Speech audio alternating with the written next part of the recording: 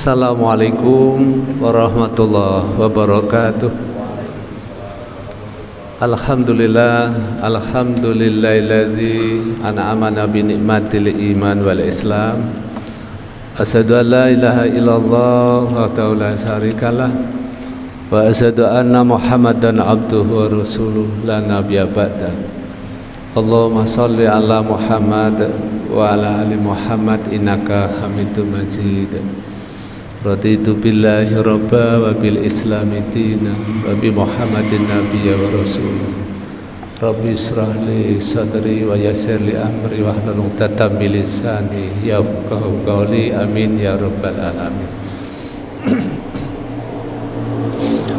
Jamaah salat duhur yang saya hormati, marilah kita bersyukur kehadirat Allah Subhanahu wa taala yang telah memberikan nikmat dan karunia-Nya kepada kita semua, sehingga siang hari ini kita diberikan hidayah, maunah maupun inayah dari Allah Subhanahu wa taala untuk dapat melaksanakan ibadah salat duhur dengan berjamaah.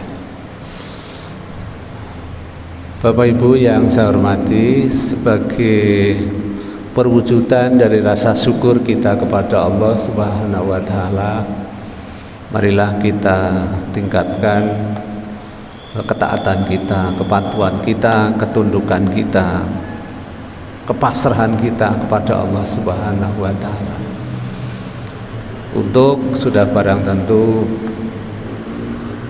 mentaati perintah-perintahnya, menjauhi larangan-larangannya, serta mengikuti petunjuk-petunjuknya, baik yang terdapat di dalam Al-Quran maupun Al-Hadis, agar hidup kita memperoleh kebahagiaan baik di dunia maupun di akhirat. Bapak Ibu yang saya hormati, saya akan melanjutkan materi hari Kamis yang lalu, 3 pintu masuk neraka. Yang hari Kamis yang lalu sudah saya jelaskan. Yang pertama yaitu pintu subhat. Itu subhat. Kita harus hati-hati, karena siapa yang terjatuh kepada subhat maka kita termasuk orang yang haram gitu ya. Yang kedua adalah syahwat ya, syahwat. Kemarin sudah saya sampaikan juga di akad pagi, tapi saya akan melanjutkan materinya. Kalau yang ketiga, pintu masuk neraka yang ketiga itu adalah emosi atau marah gitu. Kita akan masuk pada materi yang kedua, yaitu subhat.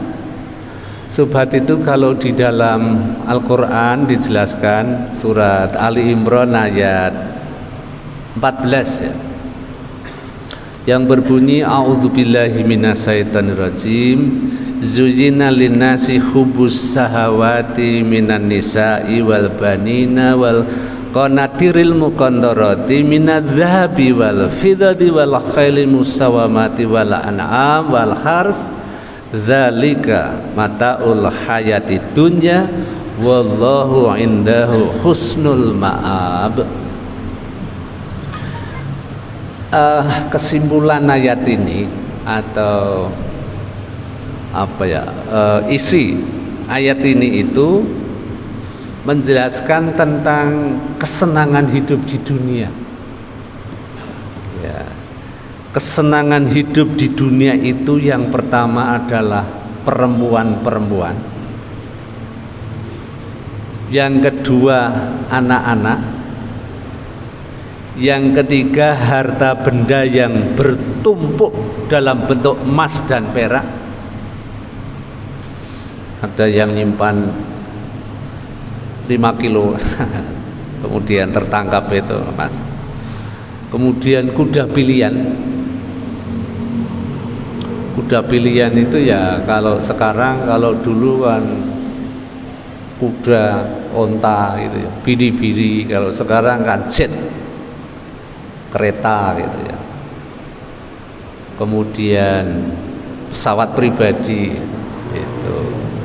Ada mobil yang baru-baru itu, yang mahal-mahal itu, yang miliatan itu. Gitu. Kemudian hewan ternak. Hewan ternak itu ya piaraan ya. Mungkin ada apa? Ikan yang mahal itu. Atau mungkin burung-burung yang mahal gitu. Dan sawah dan ladang itu ya pekerjaan atau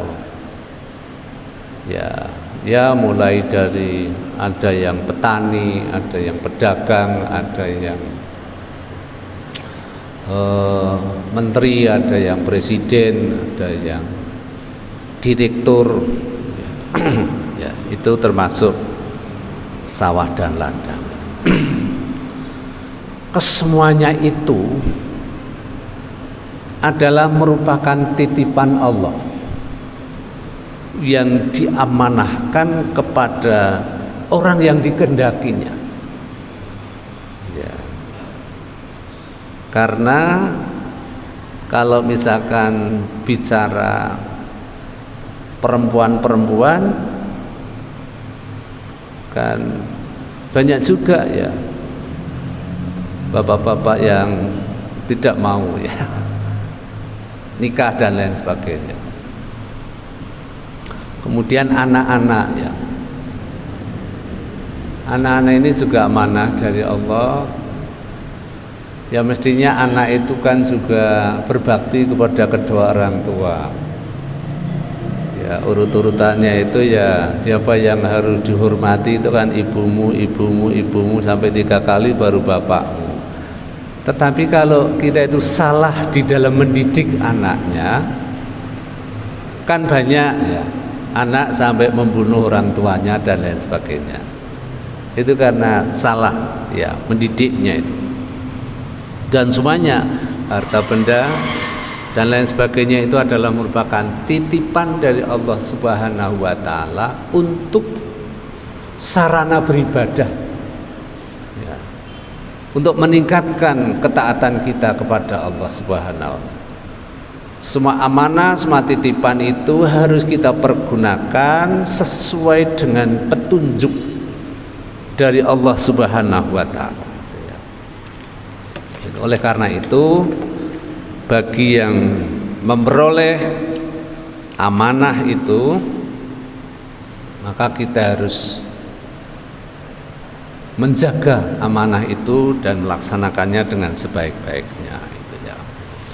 Nah, terkait dengan kesenangan hidup di dunia ini, Gus Baha itu mengatakan usahakan sedikit sekali yang bikin kamu senang. Jadi usahakan sedikit sekali yang bikin kamu senang, maka akan sedikit sekali yang bikin kamu susah. Jadi ada korelasi antara senang dan susah. Ketika orang itu hidupnya itu memperoleh kesenangan yang besar, maka suatu saat nanti kita akan memperoleh kesusahan yang seimbang. Ya, itu. Itulah sebabnya Allah mengingatkan di dalam Al-Qur'an surat Al-Hadid gitu ya. Ayat 23 itu a'udzubillahi minasyaitonirrajim likaila ta'saw 'ala ma fatakum wala tafrahu bima atakum wallahu la yuhibbu kulla muhtalin fakhur. Yang artinya agar kamu tidak bersedih hati, tidak susah, tidak kecewa, tidak resah terhadap apa yang luput darimu. Ya intinya kalau kita gagal itu kita tidak boleh resah, tidak boleh susah ya, tidak boleh sedih gitulah. Dan tidak pula terlalu gembira terhadap apa yang diberikannya kepadamu. Artinya kalau kita sukses, kita berhasil, ya kita tidak boleh terlalu bergembira terhadap karunia Allah itu. Dan Allah tidak menyukai setiap orang yang sombong dan membanggakan diri. Bapak, Ibu yang saya hormati, terkait dengan kesenangan dari Allah Subhanahu wa Ta'ala yang diberikan kepada manusia itu, tentang sawah dan ladang tadi yang merupakan karunia dari Allah yang merupakan kesenangan hidup manusia itu, kita kan diperintahkan untuk mengelola sawah dan ladang itu dengan sebaik-baiknya untuk memberikan hasil yang terbaik dalam mengelola lapangan pekerjaan itu atau bidang pekerjaan itu sesuai dengan kemampuan kita masing-masing. Nah, di dalam filosofi Jawa, dalam Wali Songo itu kita mengenal dengan istilah pacul. Pacul itu diperkenalkan oleh Wali Songo dalam menjalankan tugasnya sebagai petani, ya, agar manusia itu bisa seimbang, ya, secara spiritual itu, ya. Nah, pacul itu artinya sing papat ojo ucul gitu, ya. Sing papat ojo ucul itu artinya pacul gitu. Lah, apa empat itu yang tidak boleh lepas itu, ya? Ucul itu kan lepas, ya, itu, ya. Yang pertama adalah nafsiyah. Nafsiyah itu jiwa, hawa nafsu manusia, ya. Ya, nafsu manusia. Jadi kemarin sudah saya bahwa nafsu itu kan ada 3, ya, nafsu makan, nafsu lisan, nafsu pandangan, ya. Kalau di dalam Al-Quran surat Al-Balad itu dijelaskan, a'udzubillahi minasyaitonirrajim, alam naj'allahu ainain wa lisanan wa safatain wa hadainahun najdain. Artinya, katakanlah Allah telah menjadikan untuknya itu sepasang mata, ya, pandangan tadi, sepasang mata untuk melihat keagungan Allah Subhanahu wa Ta'ala, kebesaran Allah Subhanahu, untuk melihat bagaimana orang yang durhaka kepada Allah, bagaimana orang yang taat kepada Allah, bagaimana akibat orang yang mendurhakai ayat-ayat Allah. Kita suruh melihat, ya, pandangan kita itu.